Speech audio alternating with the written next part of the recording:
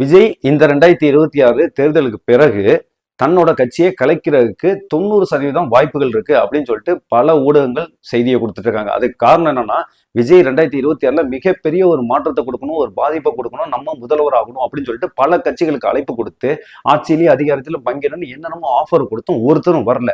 அப்படி வராத சூழ்நிலை விஜய் இப்ப தனியா நின்னார்னா ஒரு 10-15 சீட்டு வாய்ப்பு இல்லை. பட் இருந்தாலும் எடுக்கிறாரு. அப்படின்னாலும் அடுத்த 2031 பாத்தீங்கன்னா வேற கட்சியோட கூட்டணி போடும்போது, ஃபார் எக்ஸாம்பிள் இப்போ ஏடிஎம்கே கூட்டணி போட்டாலும் 2026 ஏடிஎம்கே விஜய் கட்சி காட்டிலும் அதிக இடத்துல ஜெயிச்சிருப்பாங்க. ஸோ அப்படிங்கிறப்ப விஜய் ஒரு அலைன்ஸா அவர் கூட்டணிக்குள்ளதான் போக முடியும். முதல்வர் ஆகிறதுக்கான வாய்ப்புகளே இல்லை. ஸோ முதல்வராகும் கனவு தன்னை விட்டு போகின்ற நிலையில விஜய் தொடர்ந்து இந்த கட்சியை இயங்கணுமா, அப்படி இயங்கினாலும் இன்னும் எவ்வளவு வருஷம் ஆகும் அப்படின்ற ஒரு கணக்கீட்டு பார்க்கும்போது பேசாம கட்சியை கழிச்சிட்டு போயிடலாமான்னு ஒரு சிந்தனையில இருக்கிறாரு அப்படிங்கிறாங்க. எது உண்மைன்னு தெரியல. பட் இருக்கிறதுக்கு வாய்ப்பு உண்டு. ஏன்னா 35 சீட்டு ஜெயிச்ச சிரஞ்சீவியை கட்சியை கழிச்சிருக்காருன்ற வரலாறு இருக்கு நம்மளுக்கு.